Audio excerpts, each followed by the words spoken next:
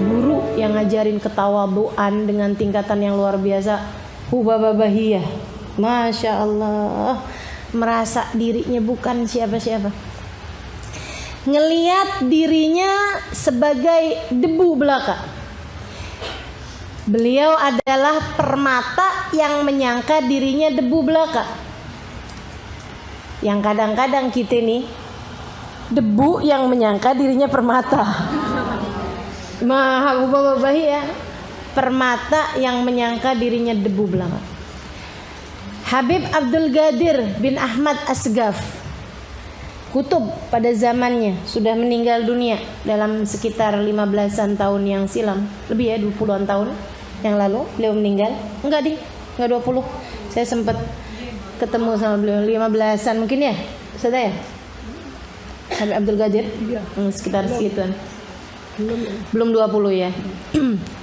Beliau Habib Abdul Qadir itu dianggap sebagai kutub zaman tersebut. Kutub itu pemimpin para wali di seluruh dunia di masa hidupnya. Beliau tuh pernah bilang, ma fi fid dunya mithal Bahiyah. Di atas muka bumi ini nggak ada perempuan kayak Bahiyah. Nggak ada perempuan di atas tingkatnya Hubabah Bahiyah. Itu Habib Abdul Qadir bin Ahmad Asghaf. Teman-teman saya sekalian, orang di negerinya baru disebut aja namanya Hubabah Bahiyah, senyumnya udah ngembang. Gimana kabarnya Hubabah Bahiyah? Masya Allah, Hubabah Bahiyah, Jauharatna, gitu. Beliau adalah permata yang kami punya, beliau perlian yang kami punya. Semua orang, teman-teman saya sekalian. Dan saya melihat keadaan beliau, tahu pasti bahwa beliau adalah seorang wali. Tahu, baru ngelihatnya aja udah tahu kalau beliau wali. Kenapa gitu? Usia 96 tahun, naik Jabal Nur. Usia 96 tahun, ziarah ke Muhajir Ilallah Ahmad bin Isa, naik 200 tangga, naik turun 200 tangga. Usia 96 tahun, nggak pakai kacamata, nggak pakai alat bantu dengar, masih bisa ceramah, masih bisa ngajar. Kalau bukan wali, dari mana ceritanya? Usia segitu, tiap hari berapa juz Al-Quran, berapa puluh rakaat sholat sunnah. Tidurnya sedikit, padahal teman-teman saya sekalian, tulang berbalut kulit, kurus, kecil beliau. Masya Allah, Masya Allah. Bajunya cuma 2, yang satu dipakai, yang satu dicuci. Itu aja. Kalau dikasih yang baru, yang lama kasihin orang. Seringnya malah ditolak. Ada orang ngasih, tolak. Kasihin aja sama yang lebih perlu. Ada seorang kawan mau ngasih hadiah sesuatu gitu, bapak perlu apa sih? Nggak perlu saya. Nggak perlu bapak saya mau ngasih hadiah. Apaan ya? Nggak usah. Saya mau ngasih Quran. Jangan, saya punya Quran saya dari Habib siapa gitu kan, nggak bisa digantiin. Saya mau ngasih tasbih, jangan, tasbih saya dari Habib siapa gitu, nggak bisa ganti. Saya mau ngasih sejadah saya dari Habib siapa, nggak bisa ganti.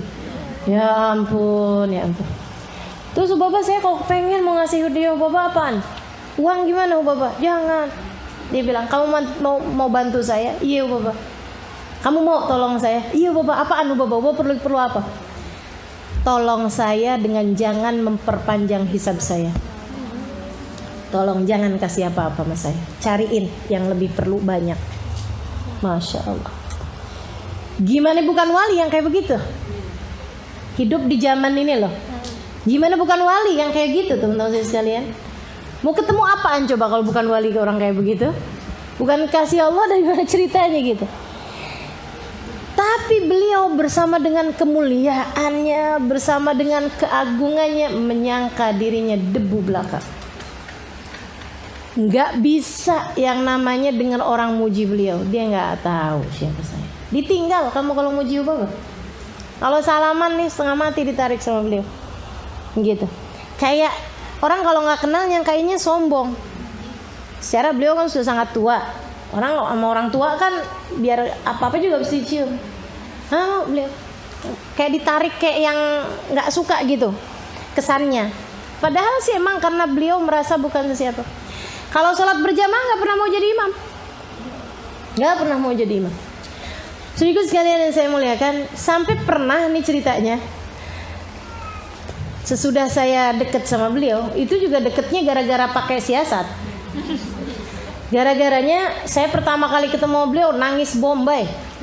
Tahu nangis Bombay gak? Nangis habis motong bawang bombay itu. Nangis sampai gerung-gerung tuh saya.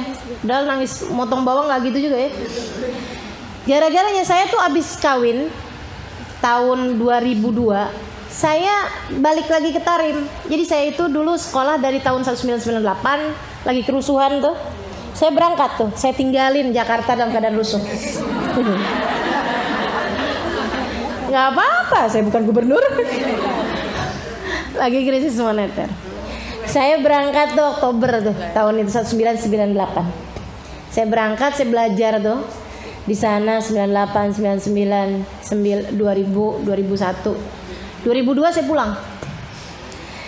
Tahun 2002 saya pulang, saya dikawinkan. Habis kawin dapat 2 bulan, rencana saya mau balik lagi ke sana dapat 3 bulan gitu. Hubabah Maryam datang ke sini. Saya diminta untuk terjemahin beliau. Akhirnya saya terjemahin. Sampai 2 bulan kemudian Hubabah Maryam pulang ke Madinah. Saya berangkat pulang ke Tarim. Hari pertama saya di Tarim, namanya kan santri itu teman-teman saya sekalian. Kalau datang ke pondok pesantren, itu mesti yang pertama kali dilakukan sowan ke Bunyai, sowan ke dalamnya kiai kan gitu ya. Harus ketemu gitu sama bunyainya. Jadi kalau nggak ketemu sama bunyainya kayak orang masuk ke rumah tapi nggak pakai izin, kayak nyelonong gitu kan. Jadi saya datangnya malam, akhirnya saya tidur dulu, besok paginya saya baru tuh rapi-rapi saya pergi ke rumahnya Hubabah Nur. Nyampe di rumahnya Hubabah Nur udah lagi sarapan, lagi mau siap-siap mau pergi gitu. Beliau ahlan wa sahlan, kayak halik halimah Indonesia, kayak udah nyapa ini apa segala macam gitu. Saya udah bilang kalau saya udah datang, gimana penerbangannya, ya udahlah pokoknya udah sampein lah beberapa hal, orang Indonesia berkirim salam Hubabah begini gitu segala macam. Habis itu Hubabah kayak gini, kita juga Halimah baru pulang dari Oman. Habis itu beliau senyum lebar gitu bilang, walhamdulillah ma'ana jawharat Oman, dan alhamdulillah permatanya Oman bisa kita bawa. Saya begitu ngomong kayak gitu udah langsung paham siapa yang dimaksud. Semua orang tuh julukin Hubabah tuh permata, teman-teman saya sekalian. Permata, coba kebayang nggak sih? Permata yang menyangka dirinya debu belaka, tuh beneran emang. Kata Hubabah gitu, ma'ana jawharat Oman. Bersama dengan kita bawa nih permatanya Oman. Saya begitu dibilang kayak begitu, saya nggak yang lihat tuh Hubabah permatanya kayak apaan. Kagak, saya paham siapa yang dimaksud Hubabah. Saya bilang Hubabah iya mana? Saya juga langsung senyum. Kenapa? Karena saya bayangin selama ini tuh orang Oman cintanya sama Hubabah Bahia. Top banget dah, sampai banyak banget anak-anak dikasih nama Bahia. Hanya karena agar mirip sama Hubabah Bahia. Hanya biar kayak Hubabah Bahia, dapat berkahnya Hubabah Bahia, kayak gitu loh teman-teman. Masya Allah, luar biasa. Jadi itu udah begitu denger kan Jawharat Oman, wih Hubabah Bahia nih. Jadi Hubabah Bahia bisa ada di sini nih Hubabah gitu kan. Katanya Hubabah Nur lagi nunggu di mobil tuh, lagi nungguin saya. Bentaran saya sarapan selesai nih, kita mau berangkat majelis Halimah. Oh ya udah deh. Seneng banget kan saya. Saya bilang, saya boleh ketemu Hubabah Bahia. Fadhali. Dia gitu. Saya pergi gitu. Maksudnya cepetan temuin gitu. Saya nih teman-teman saya sekalian, dari banyaknya dengerin cerita tentang Hubabah Bahia, kemuliaannya Hubabah Bahia, Habib Abdul Qadir ngomong begini, Habib ini ngomong begini, udah kayaknya nih udah perempuan paling solehah zaman inilah. Itu saya baru lagi jalan aja senyum, saya tuh udah yang kayak orang ketemu sama idolanya yang gimana gitu, udah yang senengnya luar biasa. Jadi saya girang banget, ya Allah Hubabah Bahia, ya Allah. Emang ya nasib banget deh pas pulang Hubabah Bahia lagi ada di sini, ya Allah makasih ya Allah, udah girang banget. Saya buka pintu pelan-pelan, Hubabah Bahia di kursi gitu. Terus saya bilang sama Hubabah Bahia, Hubabah Bahia, saya bilang gitu. Nggak pakai noleh. Assalamualaikum Hubabah Bahia. Waalaikumsalam. Ana Halimah Lidrus. Mungkin kata Hubabah, siapa yang nanya? Lo kira oleh siapa? Gitu ya. Tapi maksudnya enggak, beliau nggak ngomong apa-apa. Cuma maksudnya tatapannya itu kayak nggak ada yang terus kenapa nih, kamu udah perlu apa atau apa gitu. Saya ambil tangannya dong, saya mau salim gitu, terus sama beliau ditarik. Udah nih, Atin udah. Gak boleh Halimah, ujian. Sabar, ini ujian, sabar. Saya kemudian bilang sama Baba, Hubabah, sami'ti anki kathir. Saya banyak dengar cerita tentangmu. Maksudnya walaupun kelihatannya saya nggak kenal nih, tapi ini saya udah kenal banget loh sama Hubabah, kayak gitu loh. Maksudnya saya sangat ingin berjumpa denganmu dan ini adalah sebuah karunia bahwa saya bisa ketemu sama kamu gitu. Diam aja. Wah, hati saya udah yang duk gitu ya. Udah nggak enak gitu. Perasaan saya udah kayak mau nangis nih, air mata nih udah kayak ngembang gitu. Tapi saya tahanin aja kan. Abis itu udah nih terakhir deh, udah nih. Hubabah id'ili. Saya bilang, doain saya. Itu teman-teman saya sekalian, ya Allah, itu momen yang benar-benar gak akan saya lupakan seumur hidup. Hubabah ya, dengan tanpa menoleh, dia ngomong sama saya kayak begini nih, id'i rabbish ma fish ma akrab tad'u. Doa aja sendiri. Kamu gak punya Tuhan buat kamu doa? Doa aja sendiri. Kamu gak punya Tuhan buat kamu minta? Itu rasanya kayak udah deh, kelar saya. Saya tutupin pintu pelan-pelan. Habis itu saya jalan ke Daruzaro, nangis gerung-gerung saya sepanjang jalan. Nangis gerung-gerung. Nangis sepanjang jalan teman-teman. Ya Allah, sekarang saya bisa ingatnya dengan ketawa, tapi hari itu nyesek dada saya. Bener-bener kayak yang, ya Allah, Halimah, kamu pikir kamu tuh siapa? Ya ampun, ya pasti aja lah Hubabah tahu siapa kamu, tahu dosa-dosa kamu kayak gimana, makanya kamu digituin sama Hubabah. Dikutuk oleh diri sendiri. Pernah tau nggak perasaan kayak begitu? Itu nyesek banget tuh kayak gitu. Pulang saya, mata saya udah tuh. Sampai saya datang ke kamar kan, saya kayak gitu masih nangis, belum berhenti. Teman saya tanya, ya Allah Kak, kenapa Kak? Kaimah kenapa Kak? Kata teman saya nih, ustazah juga, kami satu kamar hanya berdua, yang lain satu kamar ber-30. Karena saya ustazah, ya, bukan sombong, cerita kenyataan. Teman-teman saya sekalian, jadi akhirnya terus dia bilang gitu, Kak, Kaimah kenapa sih Kak nangis kayak gitu Kak? Saya bilang, ya Allah, udah ini kan, udah dikasih minum, ditenangin gitu. Dia bilang, saya cerita lah tentang urusan Hubabah ya. Hubabah tuh ngeliat saya apa ya, anjing kali ya, gitu kan. Wah, udah deh bawa perasaan sendiri, baper. Jadi sekalian, teman saya giliran dengar kayak begitu ngakak abis-abisan. Ya ampun Kak, ini bukan tentang kamu. Hubabah ya emang kayak begitu. Kayak gitu gimana saya bilang? Hubabah itu ketika ngomong kayak begitu, Kaimah jangan pikir Hubabah berbicara itu karena memikirkan hal lain. Enggak, bicara kayak gitu emang kayak gitu. Ketika beliau bilang mafish ma'ikrab tad'u ilai, Hubabah tuh kayak yang, ngapain kamu minta doa sama saya? Kamu mungkin lebih dicinta sama Allah daripada saya. Kamu kalau doa minta sama Allah, doa kamu pastilah lebih diijabah daripada saya. Kenapa kamu harus minta sama saya? Berdoalah sendiri. Nak, doamu lebih mustajab daripada saya. Kamu gak tahu kan siapa saya? Betapa sangat besarnya dosa-dosa saya. Kamu gak tahu kan? Maka berdoalah sendiri. Nak, kamu lebih mungkin mustajab doanya. Gitu maksudnya Hubabah. Jangan pikir Hubabah lihat kita kayak anjing makanya ngomong kayak gini. Nggak ada. Hubabah ngomong sesuatu, emang yang dimaksud sesuatu itu. Nggak ada yang lain. Dia adalah orang yang paling suudzon sama dirinya sendiri dan paling husnudzon kepada orang lain. Keren. Selalu suudzon kepada dirinya sendiri dan selalu husnudzon kepada orang lain. Selalu menganggap orang lain mulia dan pantas masuk surga, sementara melihat dirinya sebagai orang nomor 1 yang akan masuk neraka. Itu Hubabah Bahiyah. Jadi Kiai jangan punya perasaan macam itu. Kemarin Kak, katanya nih, kata teman saya nih, kemarin Kak di majelis Hubabah Nur bawain puisi tentang Hubabah Bahiyah, bawain syair. Hubabah Bahiyah duduk di situ nggak paham kalau yang dimaksudkan beliau. Itu ya, dari suudzon nama dirinya sendiri sampai nggak paham bahwa puisi itu ditujukan kepada dirinya, dikirain buat orang lain. Kalau kita kan kagak, kadang kebalik, dikirain orang lagi muji kita padahal lagi muji orang lain. Geran. Teman-teman sekalian saya muliakan, sampai ketika Hubabah Nur dengan terang-terangan mengatakan bahwa engkau memang Bahiyah seperti namamu Bahiyah, kau berasal dari Salalah. Hubabah Nur begitu paham, Hubabah Bahiyah langsung berdiri, ninggal majelis tersebut dan nggak balik lagi.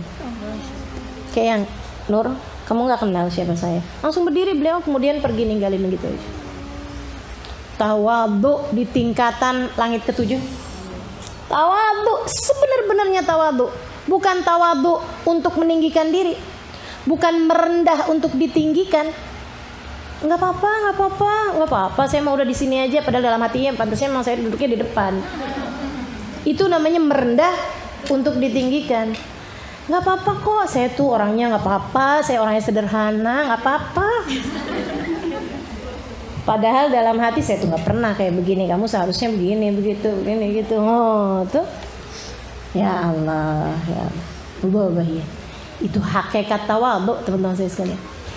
Saya berapa hari mikirin caranya. Ya ampun, ini ada orang mulia di sini. Jangan sampai saya nggak bisa dapetin kemuliaannya. Jangan sampai saya nggak dapetin ilmunya. Jangan sampai saya nggak dapetin berkahnya.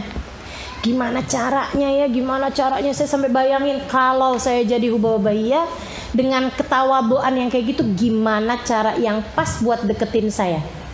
Saya bayangin kalau saya Hubabah Bahiyah, kira-kira saya akan senang sama orang kayak gimana? Oh, orang yang sombong, orang yang menganggap dirinya punya sesuatu untuk dibagi kepada orang lain gitu loh. Maksudnya orang yang bisa melihat orang lain dengan cara yang dia mau, kan gitu. Akhirnya saya pikir saya tahu deh. Oke, bismillah. Hubabah Bahiyah habis selesai sholat. Sholatnya di tempat kita nih, Darus Zahra nih. Saya samperin. Hubabah, saya bilang nih, Hubabah, mudah-mudahan Allah ampunin dosa Hubabah. Iya. Itu kan caranya. Betul nggak? Caranya deketin orang tawadhu dengan tawadhu yang asli, kayak gitu. Kayak gitu. Malah dianya direndahin. Ya Allah Hubabah, mudah-mudahan Allah kasihani Hubabah. Keren nggak? Saya doain Hubabah loh biar dikasihani sama Allah. Mudah-mudahan Allah ampunin dosa Hubabah. Mudah-mudahan Allah kasih lapang hati Hubabah. Mudah-mudahan Allah sayangin Hubabah. Saya bilang gitu. Itu Hubabah langsung noleh. Udah saya doa panjang lebar nih. Mudah-mudahan diampunin dosanya. Mudah-mudahan aibnya ditutupin. Padahal dosa-dosa apaan coba? Aib-aib apaan? Mudah-mudahan hati Hubabah dibersihin sama Allah. Nuduh hatinya kotor kan? Kita aja kalau didoain kayak begitu kita gak tersinggung. Mudah-mudahan hatimu dibersihin sama Allah. Maksud lo? Hati saya kotor gitu. Liatin hati kamu tuh. Tiba-tiba Halim Malidrus bilang sama Hubabah Bahiyah, mudah-mudahan Allah bersihin hati Hubabah. Memang ngadepin orang tawadhu mesti sombong. Jadi teman-teman saya sekalian, maksudnya sombong yang kayak gitu ya. Tapi saya rasa orang yang perlu dihadepinnya kayak gitu cuman Hubabah Bahiyah doang dah. Yang lain gak pernah saya dapetin orang cara ngedeketinnya dengan direndahin kayak gitu. Beneran dah, gak pernah saya ketemu. Kalau sama yang lain kita mesti sopan, mesti santun, mesti bener, mesti minta doa, mesti tawadhu teman-teman saya sekalian. Gak ada ceritanya kita mau deketin Hubabah Nur kemudian songong-songongan kayak gitu, ya gak? Nggak pantas gitu. Mau denger, mau iniin siapa, kita pakai bahasa gimana, nggak bisa. Hubabah Bahiyah doang yang bisanya dideketin dengan cara seperti itu dan berhasil. Kalau enggak, yarhamukillah, nggak bakalan. Teman-teman sekalian, jadi saya pokoknya gitu. Mudah-mudahan Allah bersihin hati Hubabah, mudah-mudahan Allah ampunin dosa Hubabah, mudah-mudahan Allah tutup semua aib Hubabah, mudah-mudahan Allah sayangin Hubabah, mudah-mudahan Nabi Muhammad berkenan menerimamu sebagai umatnya Hubabah. Saya bilang kayak gitu, berkenan menerima Hubabah sebagai umatnya. Langsung noleh. Wenci kan? Kata Hubabah kayak gitu. Dan mudah-mudahan kamu juga dikasih kayak gitu. Dalam hati, amin. Habis itu nanya, incimin, politik ini namanya, taktik ya, taktik. Incimin, kata Bapak kayak gitu. Kamu siapa? Halimah Idrus. Saya Halimah Idrus. Udah tuh, habis itu baru tuh Bapak. Kalau Bapak Fian Halimah Idrus, ya Allah, itu ya nama saya jadi kedengeran merdu. Dipanggil sama Hubabah Bahiyah. Masya Allah, teman-teman saya sekalian, seneng banget. Satu hari kami lagi ada di hataman Masjid Ar-Riyadh, Masjid Riyadh di Sewun. Kami punya hataman malam 27 kalau nggak salah ya. Beliau hataman Quran, hataman taraweh bulan Ramadan. Itu semua ulama semuanya pergi ke Sewun. Semua pergi ke Sewun. Jalanan penuh orang sholat taraweh, teman-teman saya sekalian. Dari awal malam sampai hampir jelang subuh. Jadi acaranya dari buka puasa bersama sampai ke taraweh bersama, sampai ke sahur bersama. Keren ya. Nanti ada ulama-ulama bicara begini begitu segala macam. Ada dikarak ulama-ulama, pokoknya seru banget dah. Nah saya tuh malam itu barengan sama Hubabah Bahiyah ceritanya. Sampai di bagian sholat taraweh, saya sebelahan sama Hubabah, sebelahan saya sama beliau. Karena menurut beliau kayaknya cuma Halimah yang mengerti gitu. Iya, yang songong sebenarnya ya. Gitu. Jadi saya di situ tuh sama Hubabah Bahiyah. Dari kemarin-kemarinan tuh saya membahasainnya, bukan saya mau belajar dari Hubabah, enggak. Mari kita belajar bersama gitu. Jadi saya tuh abisnya yang tadi tuh, urusan yang tadi tuh, abis beliau kenalin saya, tiap saya lihat Hubabah Bahiyah lagi baca Quran di masjid, saya samperin terus saya dengerin.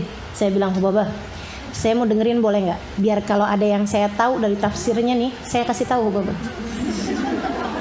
Siapa yang nolak mau diajarin? Jadi tuh kata Hubabah, ya khair Halimah, dia baca nih ayat Quran, baca gitu kan. Ya Allah, seneng banget. Abis itu saya kasih tahu, Hubabah, nih tafsirnya nih, ini turun ayat ini nih, waktu itu kejadiannya gini nih Hubabah. Saya ceritain. Makanya enak kalau punya banyak modal tuh gitu. Ceritain kan segala macam gitu. Udah saya bacakan. Oh, masya Allah ya Halimah, masya Allah kamu nih begini segala macam. Kalau yang ayat ini nih saya pernah dengar nih dari keterangannya Habib Ali Habsyi begini begitu begini. Iya, seneng banget kan saya kan. Diajarin banyak, saya ingat tuh ceritanya Hubabah ini. Habib ini pernah bilang begini. Oh itu siapanya Habib Umar Hubabah? Itu tuh ininya si ini loh. Dikasih tahu tuh silsilah nasabnya. Saya pernah ketemu tuh Halimah. Beliau hidup dari zaman kapan teman-teman? Jadi ulama yang beliau ketemu itu udah berapa banyak? 20 bahkan ratus ulama yang beliau temuin. Masya Allah, senang benar. Jadi itu beliau merasa bahwa saya adalah kawannya. Nanti itu karena saya tahu beliau nggak pernah mau ngimamin, saya bilang sama Hubabah, ya Hubabah, saya yang mau ngimamin, tapi nanti Hubabah yang baca doa. Setuju apa enggak? Kalau nggak setuju saya nggak mau jadi imam. Gitu kan? Gitu ya, udah ya nggak sholat nih gitu nih. Kata Hubabah, iya. Jadi saya sholat ngimamin, anak Darul Zahra nih semuanya. Habis selesai Hubabah Bahiyah doa. Wah, teman-teman pada terima kasih sama saya. Kasih, waduh, gitu dapat nih doanya Hubabah, dapat berkahnya gitu. Akhirnya sholat taraweh nih teman-teman. Jadi saya sebelahan sama Hubabah Bahiyah. Sebelahnya Hubabah Bahiyah ada seorang ustadzah beliau dari Sewun. Bukan di Darul Zahra ya, di kampungnya dia gitu ustadzah. Terus dia tuh pas ngelihat gini, dia kayak seneng banget gitu kan. Terus dia gini ke belakang gitu, terus ngomong ke saya, Halimah gitu. Saya bilang, kenapa? Iya kenapa gitu? Dia bilang, gitu kan? Ini Hubabah Bahiyah. Saya bilang, abis gitu dia dari girangnya, dari senangnya. Cuman kan nggak tahu cara deketinnya. Saya udah mikir aja, ini jangan sampai salah nih, kesian banget nih gitu. Dia ngomong kayak begini sama Hubabah Bahiyah. Hubabah, ya Allah, ngimpi apa saya semalam? Bisa sholat sebelahan sama Hubabah Bahiyah. Mudah-mudahan Allah kasih rasa khusyuk pada sholat saya. Allah ajarin saya bagaimana menghadapnya, karena saya bersebelahan dengan seorang kekasihnya. Saya udah dalam hati gini, Lo nggak tahu, aduh. Teman-teman saya sekalian, habis itu waktunya qomat Isya, adzan Isya. Wabahnya tarik tangan saya, cali alim, kita pindah yuk. Ya Allah, kita pindah yuk katanya. Masya Allah, Masya Allah. Itu hakikat tawadhu teman-teman saya sekalian. Merasa dirinya debu belaka, padahal beliau adalah seorang dengan tingkatan mutiara paling berkilau. Tuh tawadhu tuh tawadhu hubababahiyah. Saya baru tahu yang namanya tawadhu kayak begitu tuh hubababahiyah. Saya baru ngerti tawadhu tuh apa ketika kenal hubababahiyah. Itu baru tawadhu. Kalau ceritain orang bagus-bagus semuanya, bagus-bagus semuanya. Kalau ceritain diri sendiri jelek-jelek semuanya. Masya Allah, Masya Allah. Ini yang benar-benar. La tuzakku anfusakum wallahu a'lam bimanittaqa. Jangan suka bagus-bagusin diri kamu. Allah tahu keadaan hakikat kamu kayak gimana. Gak usah pakai nyombong-nyombong. Aku tahu kata Allah kamu keadaannya kayak gimana.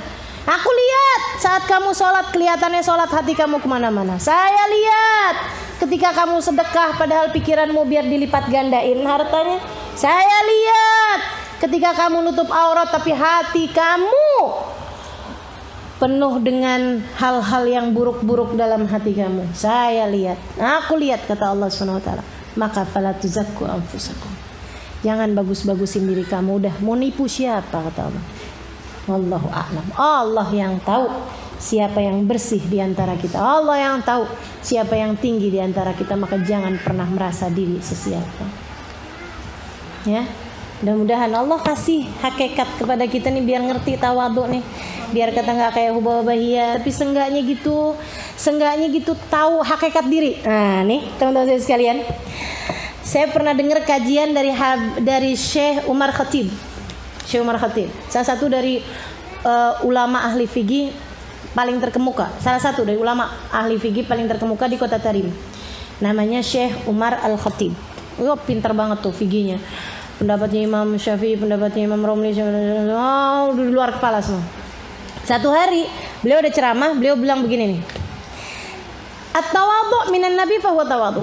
Dia bilang tawadhu dari Nabi Muhammad itu tawadhu. Tawadhu dari Sayyidina Syekh Abu Bakar bin Salim itu tawadhu. Imamul Haddad tawadhu itu tawadhu. Tawadhu dari hubababahiyah itu tawadhu, teman-teman saya sekalian. Amma tawadhu minan nafsi laysa bitawadhu. Kalau tawadhu dari kita nih, kita merendahkan diri, bukan tawadhu. Fa innama huwa ma'rifatu qadrin nafs. Itu namanya baru tahu diri. Bukan tawadhu. Tawadhu tuh menempatkan diri lebih rendah daripada posisi yang seharusnya. Itu tawadhu. Nih ya, diri nilainya 5, kita ngelihat diri kita nilainya kayak 2. Itu tawadhu. Sombong ngelihat diri lebih tinggi daripada derajat yang sebenarnya. Kita derajatnya 5, misalnya gitu ya.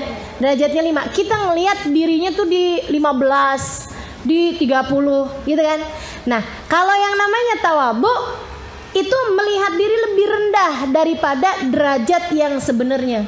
Teman-teman saya sekalian, katanya Syekh Umar Khatib, kalau tawadhu dari kita bukan tawadhu, namanya tahu diri. Sebab setawadhu-tawadhunya kita hakikatnya masih lebih rendah daripada yang kita tawadhuin. Nggak apa-apa, saya di belakang aja nggak apa-apa dalam hati kan. Padahal sebenarnya saya pantasnya di depan. Nggak ada. Padahal sepantasnya orang kayak kamu nggak ada di dalam majelis, tapi di luar.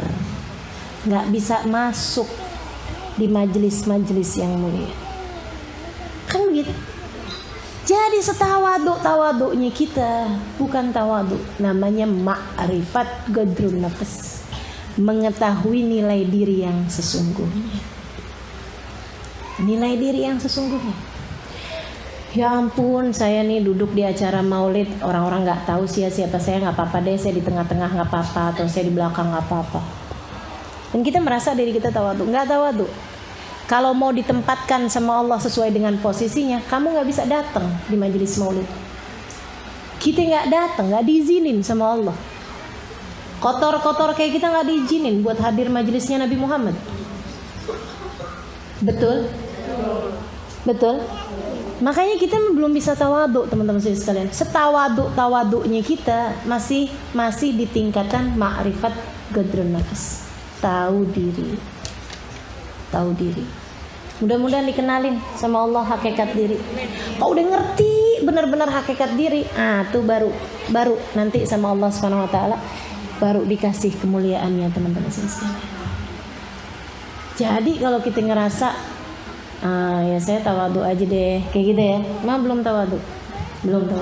Kalau kita ngerasa masih yang gimana ya? Ya udahlah gitu. Itu belum, teman-teman sekalian, belum tawaduk. Tawaduk kamu benar-benar meletakkan dirimu di bawah dan tahu bahwa hakikat kamu yang sebenarnya malah justru di bawah daripada itu. Tawaduk, melihat diri bukan sesiapa. Melihat diri nggak ada apa-apanya. Nggak pantas. Jadi kalau kamu lagi dijelek-jelekin sama orang, kemudian kamu nggak terima, itu tuh masih sombong namanya. Sebab kalau misalnya masih mau ma'rifatun nafas aja, kita dengerin gitu kan. Kita dengerin, ini yang diomongin sebenarnya bener semua loh. Kamu nih orangnya kurang ajar, kamu nih sok-sokan, kita dengerin, itu padahal bener banget tuh.